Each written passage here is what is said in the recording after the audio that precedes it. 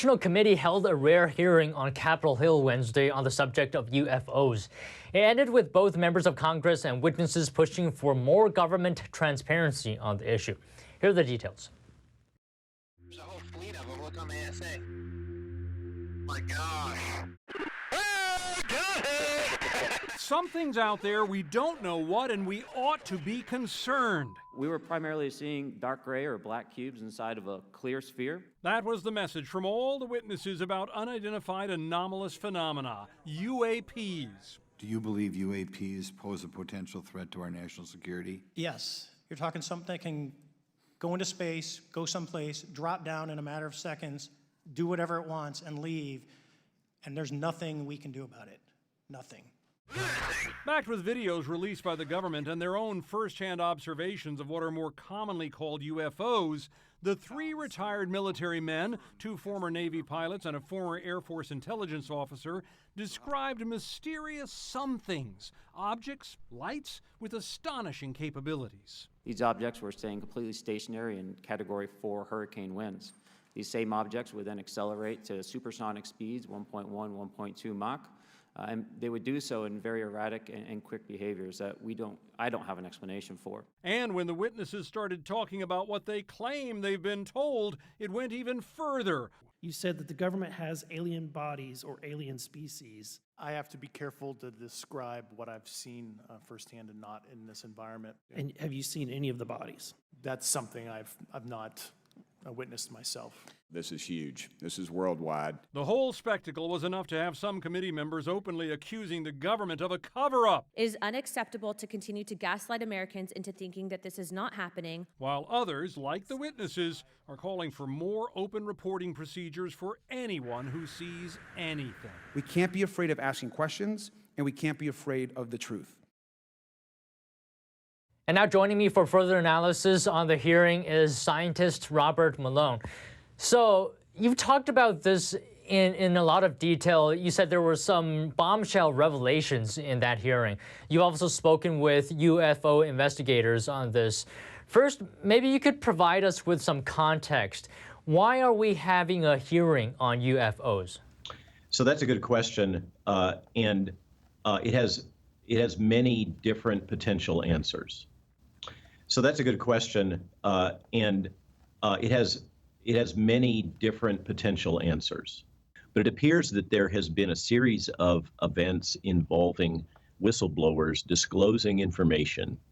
What they're asserting is that we have a multi-decade history of UAPs, that's the new nomenclature acronym, unexplained aerial phenomena, for what we used to call unidentified flying objects, UFOs. So it's a broader definition.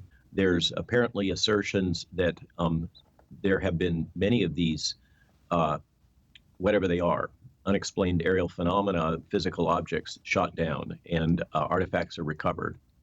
And there is a series of assertions that these objects, I don't want to call them vehicles, I don't know what to say about them, but these objects that have certain key characteristics that were described during the hearings have been interacting with both military aircraft and civilian aircraft for a very long time, particularly along the eastern seaboard, but also out in the Pacific Ocean, and that many high-altitude civilian airliners encounter these objects routinely on the horizon. They observe them.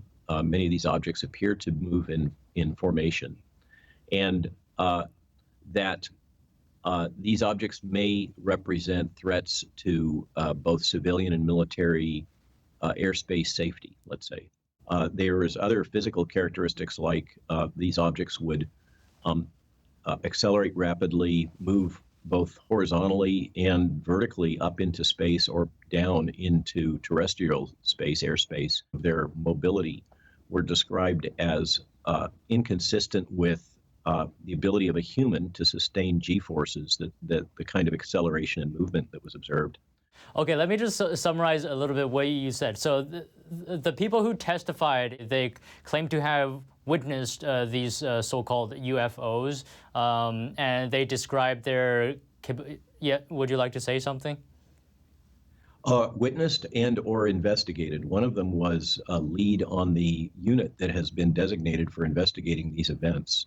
But this I think is the real story, is that there is the appearance, if what is being related by Congress is true, there has been a concerted effort to hide all of this information from congressional oversight for a very long period of time. And various statements have been made, such as the people involved in this, let's say, withholding of information, have made statements such as they don't wish to share this information with temporary federal employees, which is a euphemism for elected officials.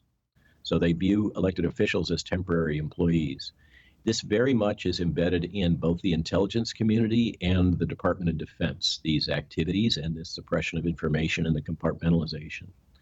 And that has really got a number of congressional representatives aggravated, I think for good reason. The assertion that the intelligence community and the Department of Defense feels justified in withholding information from congressional oversight relating to these events and objects, beyond the salacious aspects of, do we have aliens, and do we have alien technology, and has the United States military-industrial complex been withholding that alien technology and distributing it to selected military contractors for reverse engineering? If so, how much of that reverse engineered technology do we take for granted as part of our daily lives?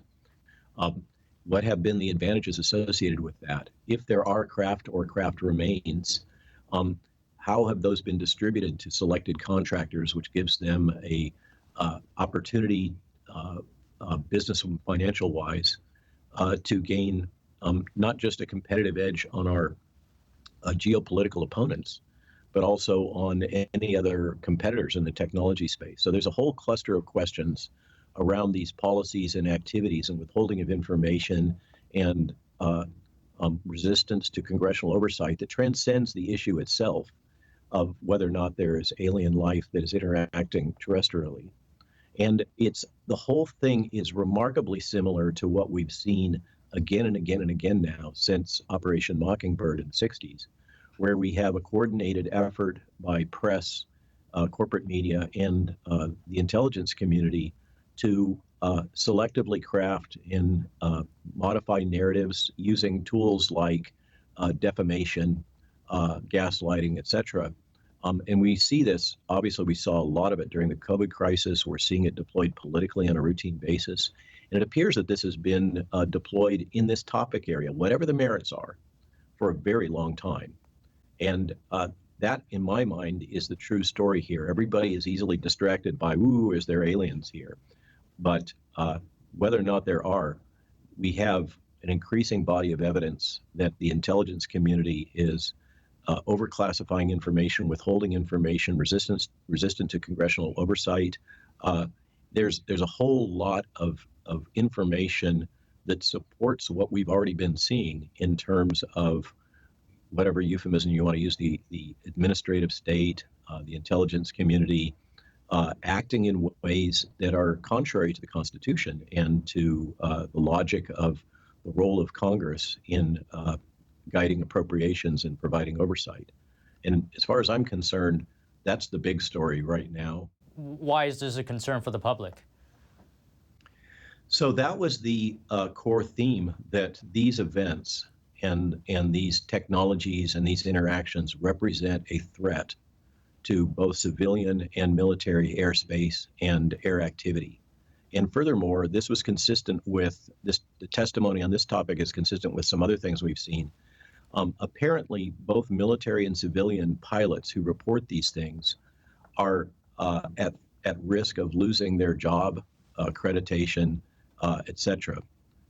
This type of retaliation that we've seen against physicians and many other things apparently also has been ongoing among both military and civilian pilots who believe these represent threats. They risks to the aviation, both military and commercial.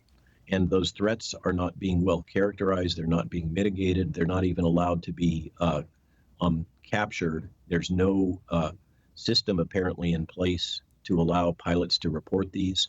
And there's very strong disincentives for pilots to report them when they encounter them. And then yet apparently they're encountering these things fairly routinely. All right, Dr. Malone, I wish we had more time. Maybe we can continue this conversation another day, but thank you so much for your time today. My pleasure, and hope you have a great day.